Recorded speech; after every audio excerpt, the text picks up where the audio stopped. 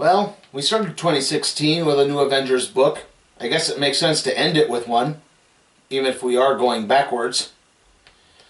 Here's a quick little refresher for how the new Avengers came into being. In the summer of 2005, writer by Michael Bendis started a run on the Avengers with a storyline titled Avengers Disassembled. Many fans were upset as longtime Avengers members such as Hawkeye and the Vision were killed, though they would eventually get better. Also, another popular team member in the Scarlet Witch was revealed to be the mastermind behind the events of the story. Fans were further upset when Bendis and Marvel announced the new Avengers lineup. Joining the team would be Jessica Drew, Spider-Woman, and Luke Cage, two characters who had been used sporadically since the 1970s, as well as the Sentry, a hero who had some, let's say, very unique baggage. But what set fans off the most was the announcement that Spider-Man and Wolverine would be joining the team. This led many fans to believe that this was done via some editorial edict to get Marvel's two most popular heroes on the book, and not a creative idea from Bendis. See, although the Avengers are often compared to DC's Justice League of America, that's not necessarily the case. When one thinks of the Justice League, they tend to think of DC's all-star lineup, the heavy hitters, the heroes that are quintessentially DC Comics. Batman, Superman, Wonder Woman, The Flash, Green Lantern, etc. While the Avengers, well, more often than not, their roster tends to feature characters who, well, really only feature in the Avengers. Quicksilver, the Scarlet Witch, Hawkeye, the Vision, the Wasp. So, yeah, that's not exactly tit for tat.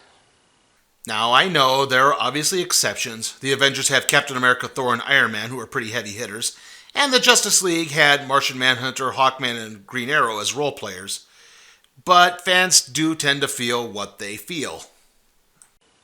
Today we're looking at the first volume of the new status quo for the Avengers. This is New Avengers Volume 1, Breakout. S.H.I.E.L.D. agent Jessica Drew takes attorneys Matt Murdock and Foggy Nelson through the organization's prison for supervillains called The Raft. The two lawyers have brought along Luke Cage for protection. Luke bristles at the sight of one of the inmates, but Jessica assures them that there's nothing to worry about. It's then that the power goes out across New York City, even the prison.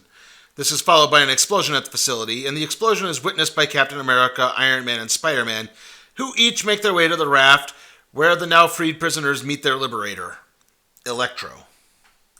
Maxwell Dillon was an electrician working on a power line when it got struck by lightning.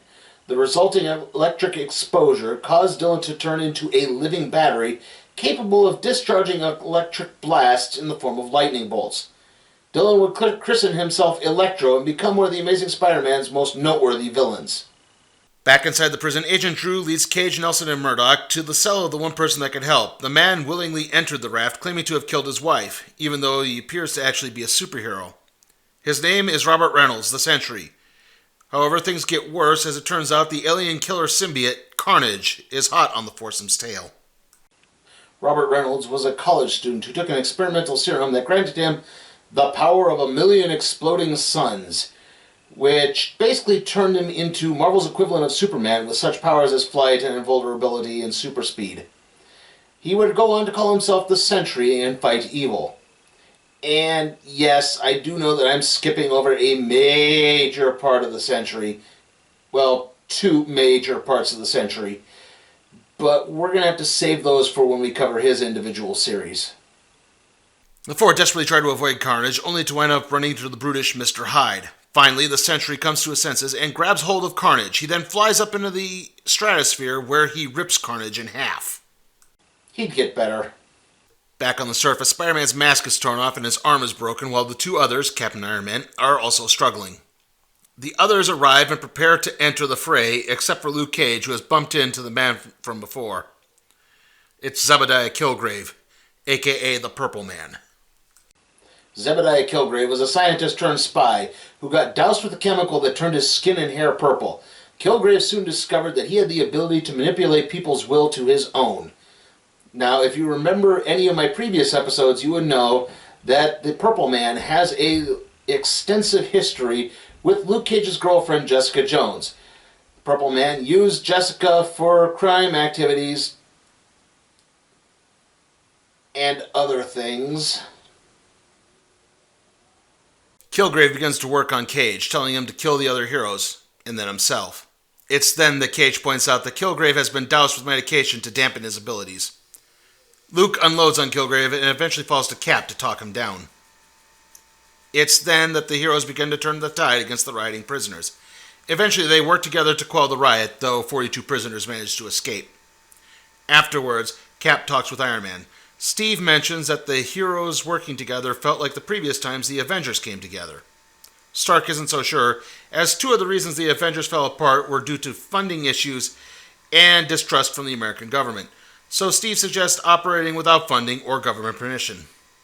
Cap then sets out to recruit the new members. First on his list is Peter Parker. He recognized Peter when he lost his mask in the riot. He visits Peter at high school. I should point out that at this point in the Spider-Man comics, Peter Parker actually returned to his old high school and become a chemistry teacher. Steve offers Peter a spot on the Avengers. Peter points out that he's never really been a team player. And Steve points out that not being a team player hasn't really worked out for Peter before. So Peter agrees to join, even though the Avengers won't be paying. Next, Cap goes to visit Luke and Jessica. Luke agrees to provide inspiration to his unborn child. Cap then goes to Daredevil, who actually winds up turning Steve down. I know I'm retreading familiar territory again here, but at this point in the Daredevil comics, there was a storyline where Matt Murdock's identity as Daredevil had been revealed to the public. Finally, Steve goes to visit Jessica Drew, who just got fired from S.H.I.E.L.D. She's unsure about joining at first, but essentially decides to join. Again, one need only look back to my review of New Avengers Volume 3, Secrets and Lies, as well as my review of the storyline Secret Invasion for Jessica Drew's backstory and her true motives. The new team gathers at Stark Tower, a building funded via the Maria Stark Foundation, so they don't have to worry about running afoul of the Stark Industries accountants or government funding in general. It's then they decide to contact S.H.I.E.L.D. Upon doing so, they're surprised to find someone else other than Nick Fury in charge. Maria Hill. Maria Hill became director of S.H.I.E.L.D. after it was discovered that Nick Fury had abducted several heroes, used them in a covert illegal mission in Latveria, and then wiped their memories of the incident. Fury resigned as director and then went into hiding. Hill informs the team of the identities of the 42 escaped prisoners from the raft and then gives them some security footage of the riot/blackout. Spider-Man recognizes Electro in one of the pictures and the team sets out to find the villain. They track Electro down just as he's planning to skip town with his girlfriend. Knowing that he wasn't acting of his own volition, the team traps Dylan in a force bubble and gets pumping him for information. However, when Cage starts leaning a little too hard, Dylan faints. Jessica Drew then implements Plan B. She goes to Rikers Island, where some of the inmates were transferred, and begins bribing them. With donuts. They all give up the name of the one escapee behind the blackout. Carl Lycos. Carl Lycos was a teenager vacationing with his family in Tierra del Fuego when he was suddenly attacked by a group of mutant pterosaurs from the Antarctic paradise known as the Savage Land. After the attack, Lycos discovered that he had the ability to absorb energy from living organisms. In fact, coming into contact with a mutant caused Lycos to turn into a dinosaur-human hybrid known as Sauron. After further experimentation, Sauron gained the ability to actually discharge some of the energy he absorbed in the form of a fire blast. The Avengers board a Quinjet and travel to the Savage Land. When they arrive, the area's noted havoc wreaking with machinery causes their plane to make an emergency landing. The jet winds up exploding soon after they exit. It turns out they're not alone, as Wolverine is also on the Savage Land looking for Lycos. He had been tipped off for the escape plan from two mutants who had turned down Lycos' people. The group is then attacked by a group of mutates, the mutant dwellers of the Savage Land, who soon overwhelm the group and take them out. When the team comes to, they find themselves strung up and naked, leading Jessica to rethink her spot on the team. It's then that Lycos emerges. Lycos says that S.H.I.E.L.D. was using him to hunt down and kill mutants, and then he was imprisoned. It's then that Tony Stark reveals that he can remote activate his Iron Man armor. He uses the armor to free himself and the others. After getting their clothes back on, the Avengers leap in and to take on the mutates. Wolverine goes after Lycos only to come into contact with the prison escapee, leading to Sauron being reborn. However, before Sauron can attack, he's shot through the head by a sniper. Iron Man begins scanning the area, but the shooter is soon revealed to be Yelena Belova, the Black Widow. Yelena Belova was a Russian spy trained by a Soviet agency at a facility called the Red Room, which is where the original Black Widow, Natasha Romanoff, was also trained. Now, at one point, Yelena was sent out to take down Natasha for turning on that agency. Well, Natasha was able to manipulate Yelena into retiring and becoming a businesswoman in Cuba. However, this no longer appears to be the case. Yelena moves to attack the Avengers, only to be quickly caught by Luke Cage. The group begins pumping her for information. She responds that she's working for the same people that Spider-Woman works for. It's then that Sauron revives. He absorbs some of Wolverine's healing factor, and he incinerates Yelena with an energy blast. Cage then decks Sauron, reverting him back to Karl Lykos and knocking him out in the process. This isn't the end for Yelena Belova, though. If you remember my review of Jessica Jones' The Pulse, you know that she plays a rather significant role in Luke Cage and Jessica Jones' wedding day. And yes, I know I've been retreading a lot of material in this old video, but that's kind of what happens when you're covering material you've covered before, essentially. Iron Man conducts another scan of the area and manages to locate the encampment of Yelena's team. It turns out that S.H.I.E.L.D. is illegally mining vibranium in the Savage Land. The Avengers jump in and take down the team just as Maria Hill arrives with more S.H.I.E.L.D. agents. Hill explains that this was a rogue unit within S.H.I.E.L.D., and they will be dealt with accordingly. The Avengers, however, remain suspicious. Afterwards, Iron Man offers Wolverine a spot on the team. Now it's Cap's turn to begin voicing concerns with Wolverine's past as a killer. But Tony assures Steve by reminding him what he said before. Things happen for a reason. And that concludes New Avengers Volume 1, Breakout. How was it?